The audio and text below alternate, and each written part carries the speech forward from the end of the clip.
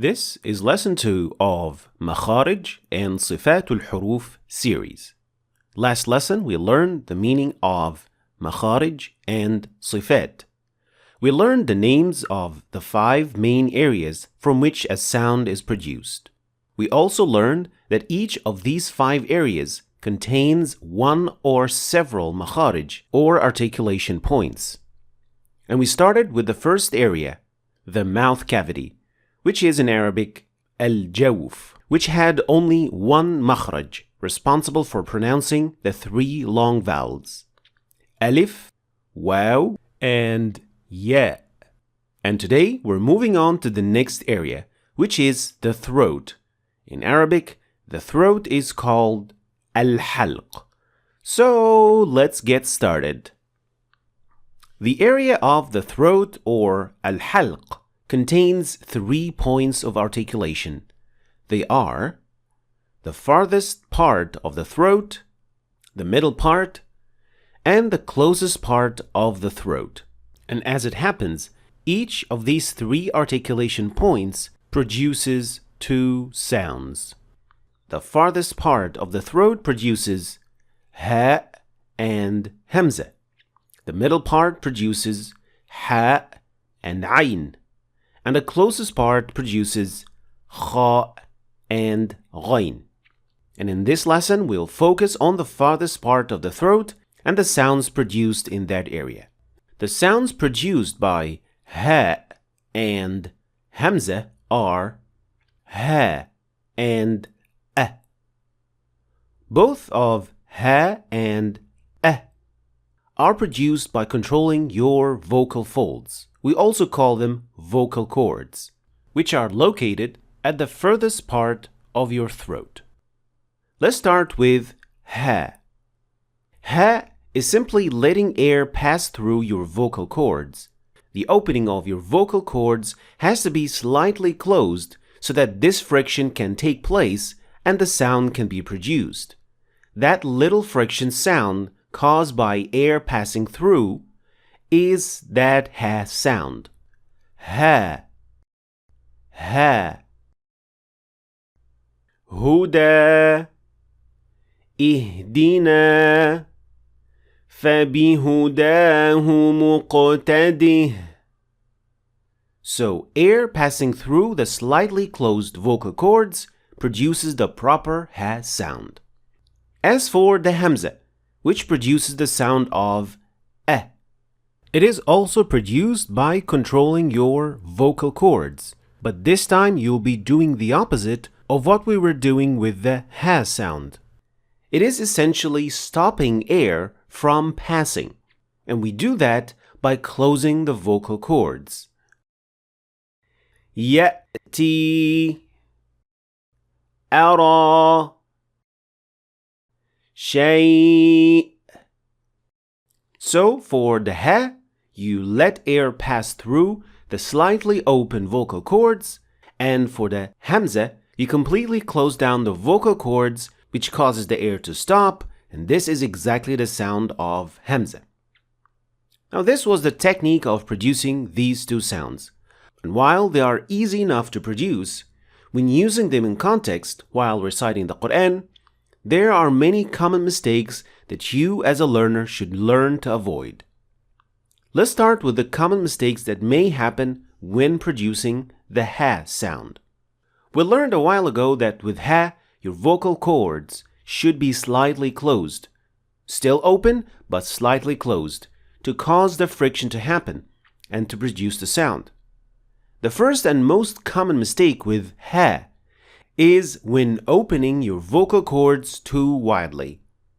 As a result, you will find yourself having to push more air out to force the friction to happen through the wider open, and this in turn forces you to empty your lung of air so that you can produce the sound. And eventually, the sound of ha will still be very weak. This especially happens when ha is used in the middle of the word when it has sukun on it. So for example, in Surah Al-Fatiha, the word ihdina, in case of opening the vocal cords too widely, it can sound like this. Ihdina. So not applying the proper technique when pronouncing the letter ha will force you to exaggerate how you produce the sound, and the sound will still sound quite weak. Another mistake is when ha comes at the end of a word that you are stopping at, especially after a mad letter. The common mistake would then be not pronouncing the ha clearly enough because of not pushing enough air out to make the sound audible enough. كلما أضاء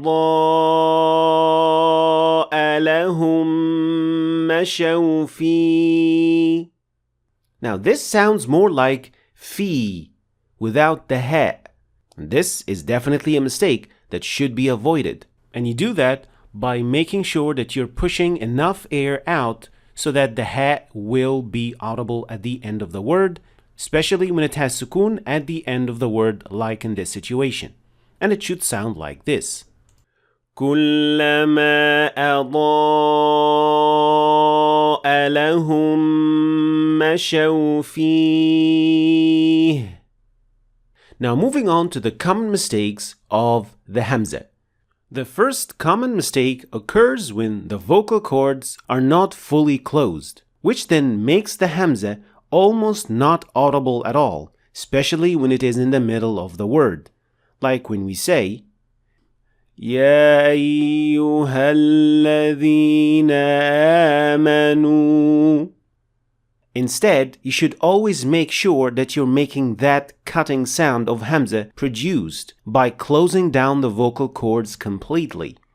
And say, يا أيها الذين آمنوا. The second mistake is letting a small gush of air escape through the vocal cords, and this causes the hamza to have some sort of a qalqala or a slight ha sound following the hamza directly. Like so. يأتي يأتي السماء السماء.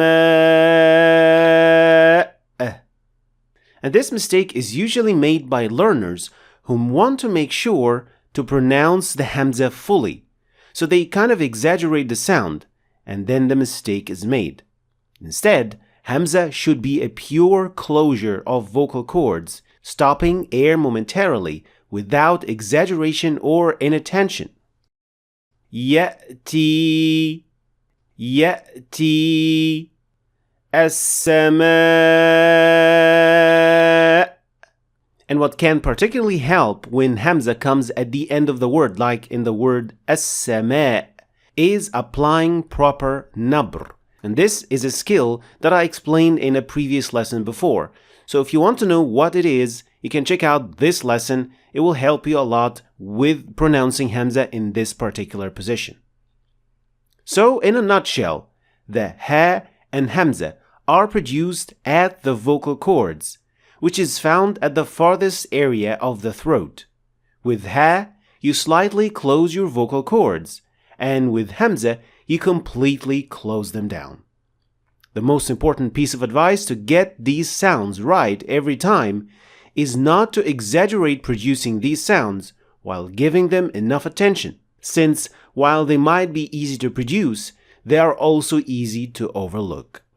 And finally, for everyone who left a comment and gave me feedback to my last lesson, Jazakum Allahu khairan. You've helped me a lot. And this time, please don't forget to leave a comment and like the video if you've learned anything new from this lesson, because it really helps the video to reach many more people who might be in need of this kind of knowledge. Thanks for watching. If you want to start reading and understanding the Quran in Arabic, then you should start your journey right here. And don't forget to check out my latest book, which goes perfectly with this free course. I'll leave the links for all of them in the description, so check them out. Thanks for watching, and I'll see you next time.